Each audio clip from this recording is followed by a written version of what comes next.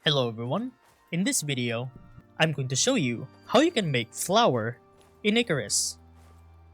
Now open up your text tree by pressing down tab on your keyboard and go over to this tab right here. And then hover over to the tier 2. One of the first things that you're going to need to make flour is pretty much the mortar and pestle. And right across this branch, you can find the flour right here, which requires at least 10 pieces of wheat for you to make 1 piece of flour. Now to make the mortar and pestle, you're going to require 4 pieces of silica ore and 12 pieces of stone.